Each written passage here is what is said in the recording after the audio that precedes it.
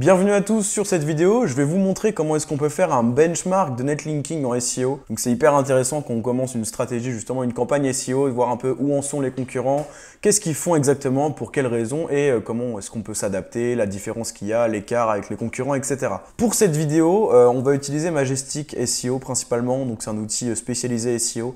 Normalement, j'aurais mis le lien dans la description si vous voulez voir l'outil. On est donc sur un guide global pour faire un benchmark netlinking. On va voir dans un premier temps en fait comment faire un benchmark depuis la SERP, donc pas quelque chose de global mais plutôt depuis la SERP pour un mot-clé précis. Ensuite, je vais vous montrer la fonctionnalité un peu benchmark de Majestic SEO et pour finir, on verra un peu justement la partie page cible dans Majestic qui va nous permettre du coup de voir quelle page justement pousse les concurrents d'un point de vue netlinking et donc voir un peu plus en détail leur stratégie. Donc depuis la SERP, on va le faire tout de suite. En fait, c'est assez simple. Je vais aller sur la SERP FR.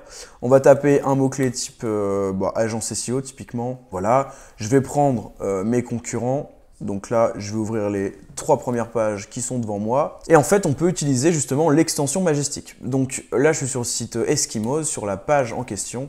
Et donc, si j'ouvre l'extension, je vais voir qu'en fait, le site, d'un point de vue route domaine, il a un peu plus de 800 domaines référents.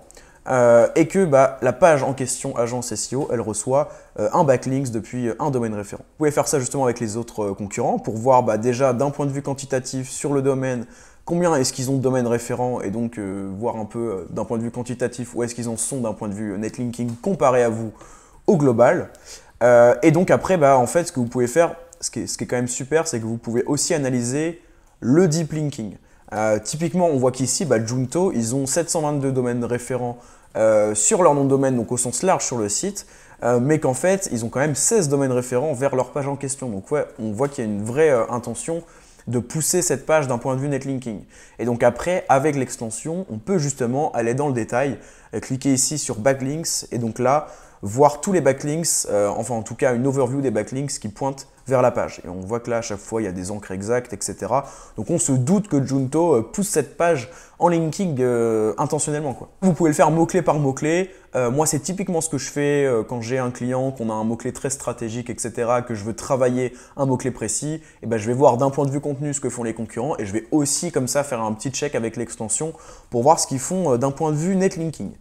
Donc ça, voilà, c'est pour un peu l'analyse depuis la SERP, donc la chose qu'on peut faire un peu classique. Mais du coup, quand on veut faire vraiment une stratégie de netlinking, imaginons que vous soyez consultant SEO, vous venez de signer un nouveau client et vous voulez faire un état des lieux, ou pareil, si vous avez directement un site et que vous voulez commencer votre SEO, il faut faire un peu un overview plus global. Et donc, c'est là qu'intervient Majestic SEO.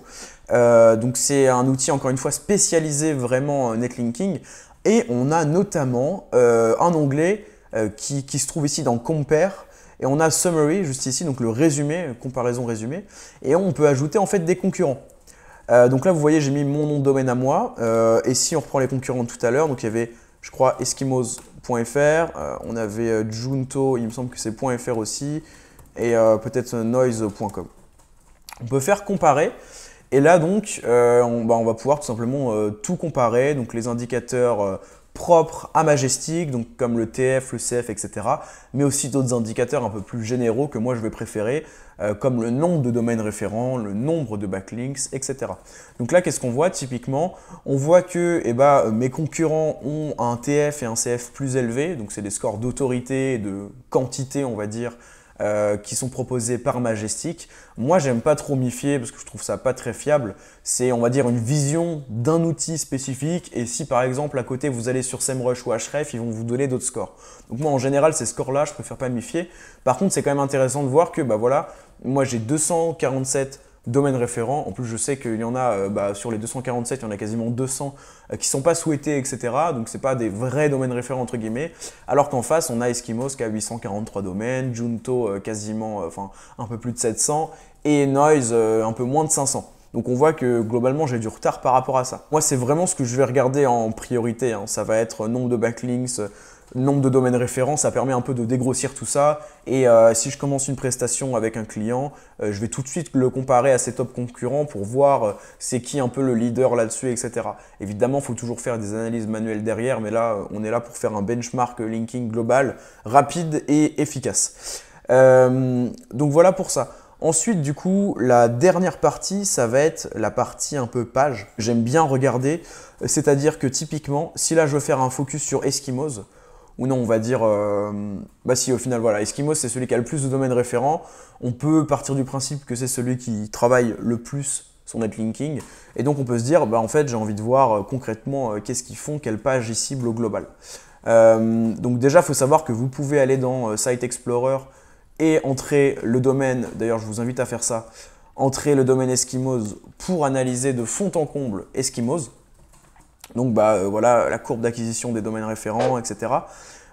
Et nous, ce qui nous intéresse du coup, c'est plus la partie page, donc qui est juste là. Et là, on va voir directement en fait vers quelle page précise Eskimos fait des liens. Donc là, on voit que évidemment, ce qui ressort toujours en premier dans ce cas-là, c'est les pages d'accueil, hein, parce que c'est souvent les pages qui reçoivent le plus de liens. Donc on voit ici, ce qui nous intéresse, c'est la colonne Referring Domains. On voit que du coup, il y a 154 domaines référents qui pointent vers la version HTTP de la page d'accueil, 132 vers la version HTTPS, 92 vers le sous-domaine Studio, etc. Et donc là, on voit directement les top pages un peu maillées en deep linking. Donc on voit qu'il y a la page référencement naturel. Donc là, pareil, on peut l'ouvrir pour voir un peu ce que ça cible comme mots-clés, etc. La page Content Marketing de Studio Eskimos. La page donc agence SEO ici, SEO Agency. Et puis, ouais, voilà, globalement, on a encore d'autres URL. Donc là, c'est la version HTTP de la page d'avant, etc. Mais là, en 2-3 clics, on a découvert les pages, les top pages qu'Eskimos veut le plus pousser en netlinking. Donc ça nous donne quand même une vision hyper sympa sur ce qu'ils veulent faire et les pages qu'ils souhaitent mettre en avant d'un point de vue linking et donc potentiellement les pages où il y a le plus de business. Donc là on voit que par exemple que cette page elle doit être optimisée pour référencement naturel, hein, comme l'indique le slug. Voilà, référencement naturel Google. Ici c'est pour ranker sur content marketing et ici évidemment sur agence SEO. Donc c'est d'ailleurs, je crois même la page qu'on avait vue tout à l'heure. Donc en fait, il pousse SEO Agency qui elle-même est redirigée en 301 au final vers agence SEO. Donc voilà pour ça. Donc là, je vous ai montré un peu, moi, on va dire que ça, c'est les 3 fonctionnalités que j'utilise le plus sur Majestic. Après, je vous invite évidemment à vraiment bien checker l'outil Majestic parce qu'on a des choses hyper intéressantes. Notamment sur le summary, on va dire c'est la fonctionnalité de base où vous entrez un nom de domaine et on vous donne plein de data. Je vais vous montrer rapidement en quoi je trouve ça intéressant, on va dire que c'est un peu la partie bonus de la vidéo. Du coup on a le link graph qui est hyper intéressant et c'est une fonctionnalité qu'on trouve dans très peu d'outils netlinking où en fait vous voyez directement les nœuds, un peu les réseaux de sites qui peuvent être liés au site que vous êtes en train d'analyser.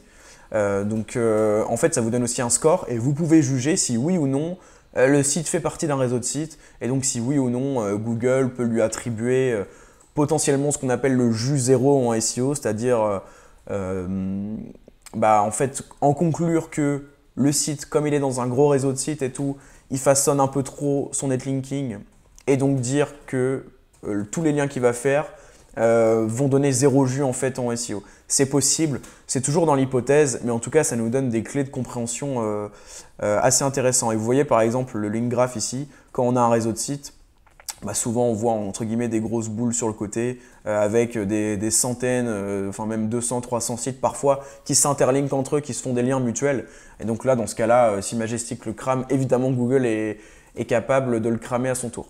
Donc ça c'est une des fonctionnalités pour lesquelles j'utilise en fait Majestic que d'autres outils n'ont pas. Dites-moi en commentaire si vous connaissez d'ailleurs des outils qui ont cette fonctionnalité là parce que ça reste évidemment super intéressant. Après ouais, overview des backlinks acquis, overview des domaines référents acquis. Qu'est-ce que je regarde d'autre? Ça c'est pas mal aussi, surtout quand vous utilisez, quand vous faites du sourcing de domaines référents, l'outil vous dit en moyenne ce site par page fait des liens vers 4 domaines référents externes. Enfin, 4 domaines externes, pardon. Donc ça, c'est pareil, quand vous voyez un énorme chiffre ici, ça peut être un red flag. Et puis voilà, globalement, il y a pas mal d'autres fonctionnalités. Aussi, évidemment, c'est intéressant de voir les encres qui sont le plus utilisées pour linker vers le concurrent que vous analysez. Donc là, on voit que ça fait écho à ce qu'on voyait tout à l'heure. Hein. Il pousse agence SEO, il pousse référencement naturel et content marketing. Donc voilà, et puis on a consultant SEO. Donc voilà pour ça. Dites-moi ce que vous en pensez en commentaire. Évidemment, n'hésitez pas à vous abonner à la chaîne si ce genre de contenu vous plaît. J'en publie globalement un par semaine. Donc on est sur une chaîne partage d'écran, la caméra pour que ce soit un peu plus sympa. Et puis je vous montre en live mes process et ce que je fais. Et bah sinon, je vous dis à la semaine prochaine.